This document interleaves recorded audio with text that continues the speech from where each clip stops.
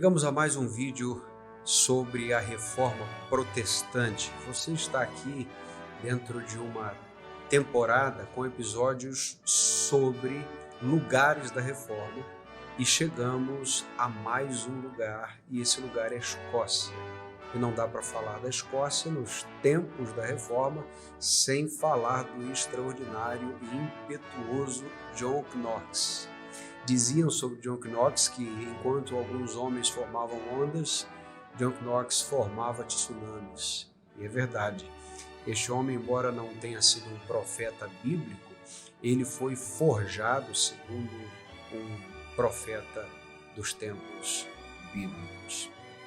Ele é muito relegado, na história a uma posição muito difícil. Muita gente quer esquecer o legado de John Knox, tendo John Knox como misógino, por exemplo, porque ele encarava as rainhas de seu tempo denunciando os pecados dela. Mas isso nada tinha a ver com o gênero da monarquia, mas tinha relação direta com o pecado que estava instaurado no meio da igreja.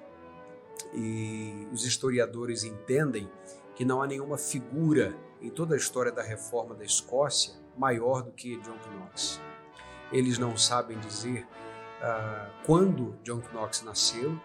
Isso aí está entre 1505 até 1515, talvez, mas o fato é que ele nasceu em Edimburgo, Escócia, e não se sabe onde ele recebeu a sua educação, e também não temos informações sobre a sua conversão. O fato é que o mundo no tempo de Knox era muito conturbado, um lugar extremamente necessitado da reforma protestante, e alguns vão dizer que não havia lugar onde era mais necessário uma reforma do que na Escócia. É dito também sobre o tempo de John Knox que ele vivia em um ambiente atrasado, brutal, um clero com muita avareza, completamente inchado, digamos assim, ou seja, ele tinha ao seu redor um poder corrupto.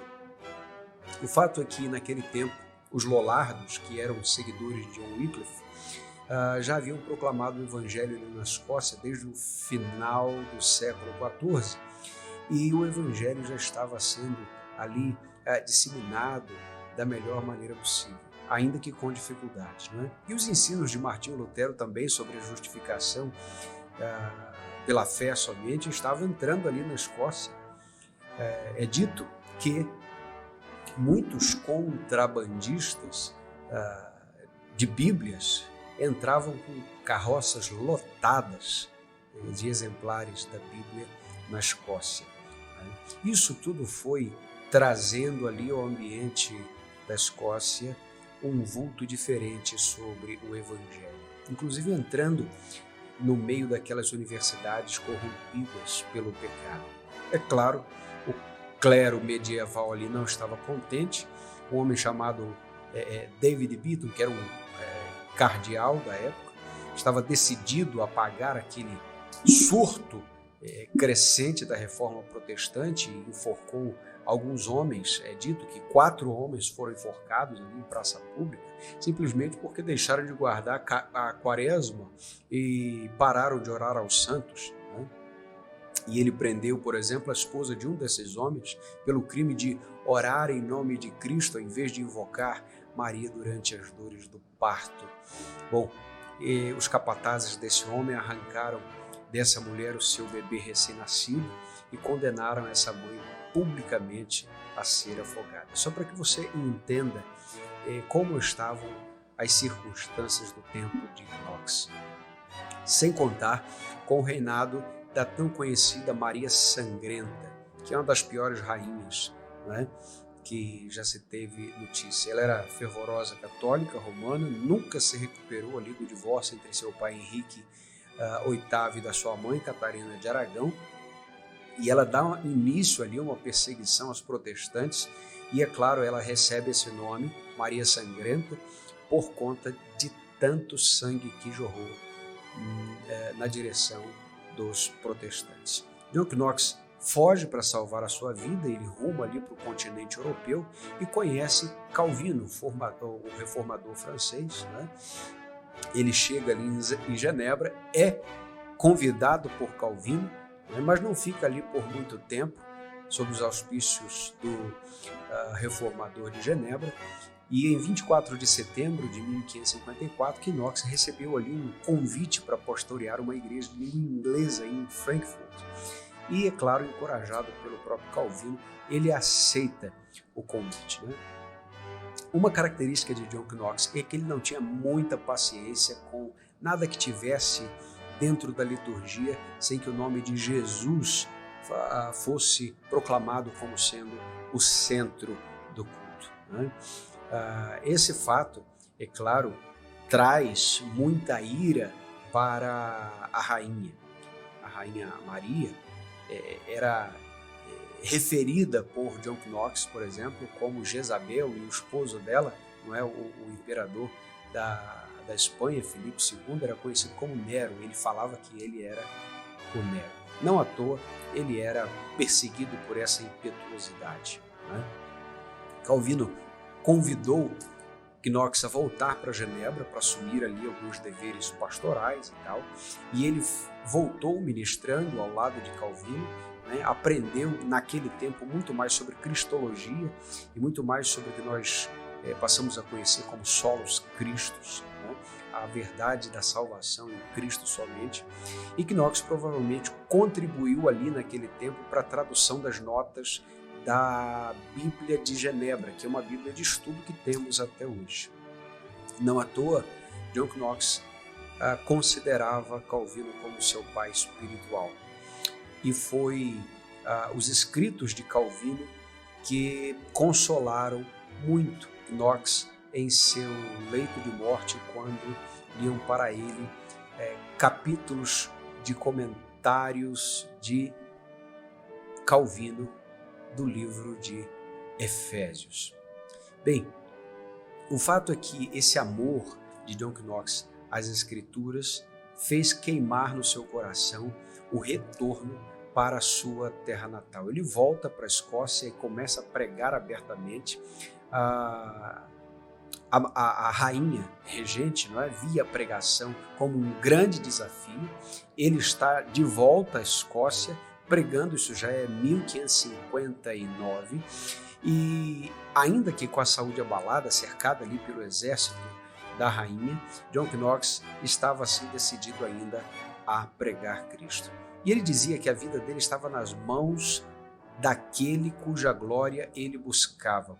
Por isso, ele não temia as ameaças da rainha. E ele não queria homens para defender. Como resultado dessa pregação maravilhosa, em 1559, já no verão, um reavivamento extraordinário começou a se espalhar por toda a Escócia. E aqui nós não podemos deixar de mencionar também o contato que ele teve com a outra rainha chamada Maria também, né? A Maria, ou Mary Stuart, que já não está na linhagem de Henrique VIII, mas da linhagem dos Stuarts, né? A rainha da Escócia. Essa mulher, ela volta para a Escócia e ela quer restaurar o papado naquele país, e ela conhece John Knox pela primeira vez, e ela tem o desprazer de tentar, digamos assim, seduzi-lo para que ele pudesse, de alguma forma, abrandar seus ânimos, usar o seu charme feminino, a sua beleza, porque era muito bela, digamos assim, para conversar com ele. E isso, é claro, trouxe uma grande decepção para ela, porque em todas as tentativas anteriores que ela tentara fazer isto com outros homens, ela tivera sucesso, mas não com Knox. Em seus confrontos ali com a rainha, Knox, ele não abriu mão de um fio de cabelo em falar sobre a centralidade de Cristo e do Evangelho. Até o fim de sua vida, ele pregou fielmente a palavra de Deus. Em seu último sermão, pregado em 9 de novembro de 1572, já muito fraco para andar, ele foi carregado até o púlpito para pregar, saindo do seu leito para o púlpito. E é claro, como nós falamos, a partir dali ele já está no finalzinho da sua vida, ouvindo ali a leitura de sermões de Calvino em Efésios, e finalmente, no seu último suspiro, ele diz: vem, Senhor Jesus, doce Jesus, em tuas mãos eu entrego o meu espírito. Infelizmente, John Knox, ele está em um movimento, digamos assim, de tentativa, um movimento moderno de tentativa de esquecê-lo. O sepulcro de John Knox está hoje debaixo de uma vaga de estacionamento, só para que você entenda.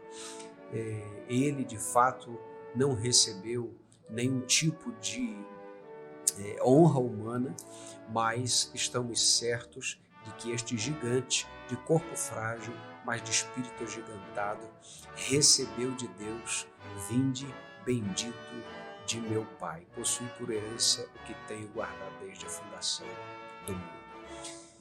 Está aí um pouquinho de John Knox, ainda que um sobrevoo panorâmico, e a tentativa aqui para você é fazer com que você tenha apenas um vislumbre da vida desse homem e de outros, e nós esperamos que você vá buscar mais fundo sobre a história da Reforma, não só na Escócia, mas também em outros lugares. Que Deus te abençoe. Até o próximo vídeo.